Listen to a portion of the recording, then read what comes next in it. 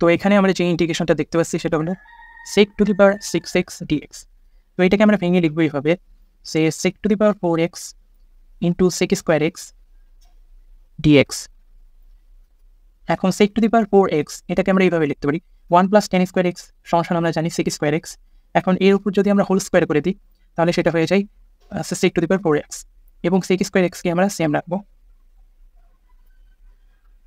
এখন আমরা সাবস্টিটিউশন মেথডটা যদি অ্যাপ্লাই করি, অর্থাৎ tan x কে যদি আমরা z পুট করি এবং উভয় পক্ষকে যদি x এর রেসপেক্টে ডিফারেন্সিয়েশন করি তাহলে হয় sec square x dx equal to dz।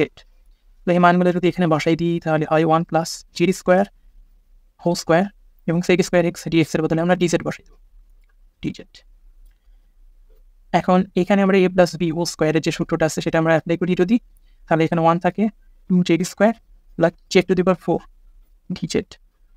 এখন এটা যদি আমরা z এর রেসপেক্টে ইন্টিগ্রেট করি, 1 কে করলে আসে z স্কোয়ার করলে আসে z কিউব বাই 3, এবং z টু দি পাওয়ার 4 কে করলে হয় z to the power 5 by 5 plus c। এখন আমরা z এর মানটা এখানে বসাই দেব। এখানে z এর মান হলো tan x, তাহলে এখানে থাকে tan x, এখানে 2 বাই 3 tan কিউব x, এবং এখানে বসবে 1 by 5 tan to the power 5x plus c। তাহলে এটাই হলো ইন্টিগ্রেশনটার অ্যান্সার।